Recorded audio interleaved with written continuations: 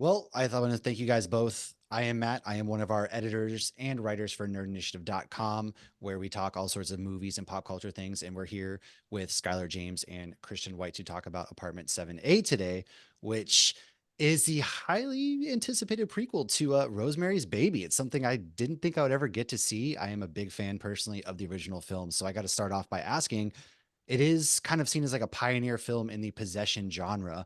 What's it like for you guys stepping into this world? Was it kind of daunting to tie it all together at the end to the original film, or what was this like for you guys? I mean, sacred ground for sure. You have to tread lightly. Yeah, I mean, I think that for me, just knowing kind of where it was heading and where we were ending up, the idea of, imagining Terry's story was a really fun roller coaster ride, right? Like when we see her in the original movie, she's just head over heels for the cast of vets, right? Like just talking about how wonderful they are. And then knowing where she ends up, it's like, wow, that's a white knuckle ride, right? Like she must have been through it. So for me, the idea of her story has always been this sort of like loose thread that you can just kind of pull.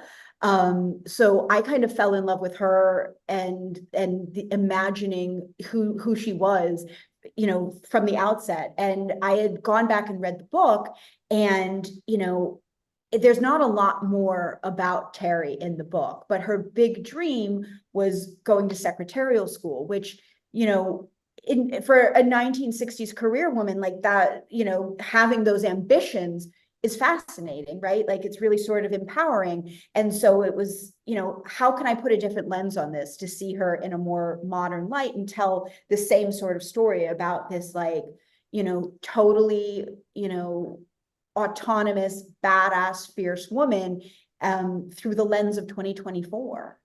Yeah, Yeah. it's such a it's both a thrilling and very, very intimidating thing to, to work, to write in a world that you're so familiar with and you love, and I don't know, it was I remember when Natalie and I were invited onto the project. I remember having the conversation with Nat, and it was, of course, an instant yes, I've got to do it.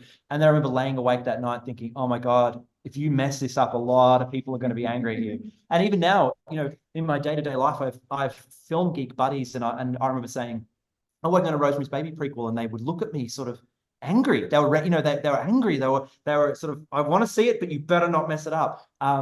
So what I did very early on is I switched off those voices, and Skylar had already done so much of the work to make it feel familiar, and definitely within earning its place within that mythology and within that universe, but also feeling very different and unique. And it was just an interesting, different spin. It's certainly not I don't think any of us wanted to repeat the same beats. We didn't want to remake Rosemary's Baby. Right. Yeah, we wanted to do something new, and that's what was really cool about it.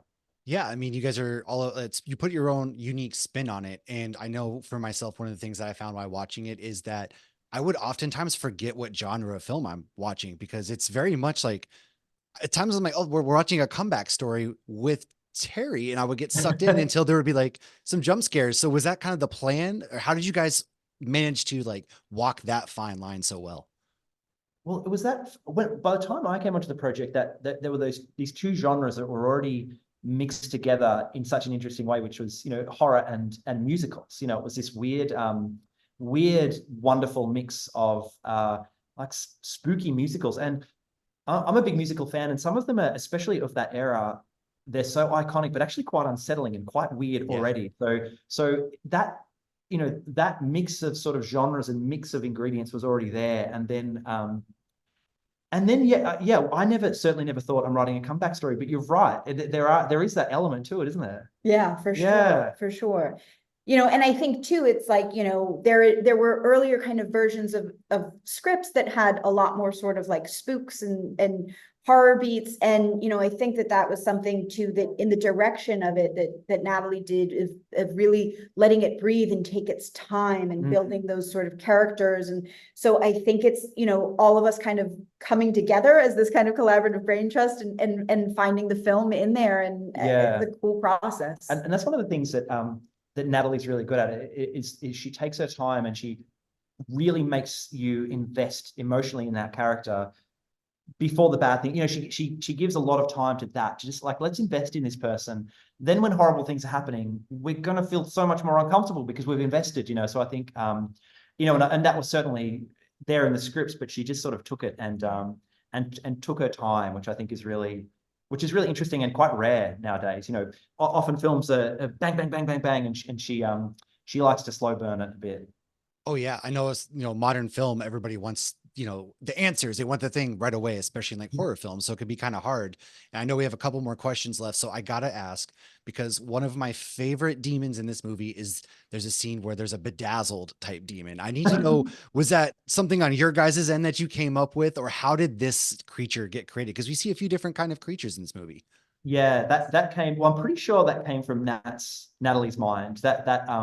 She has this very visual way of thinking where she will create these sort of, I guess you'd call them mood boards. I don't know what they are, but just nightmarish. It's just a collage of nightmarish images. And I think that she was, you know, bringing those musical elements and the demonic elements, and they kind of just, it was sort of quite I mean this in a really beautiful, positive way. It was kind of a nice literal manifestation of those two things. And I Dance think, devil. yeah. But I remember, I think it was, you know, in the big print, you know, a line, it's something so small, and you think, I wonder what the hell that's going to look like. Oh and yeah.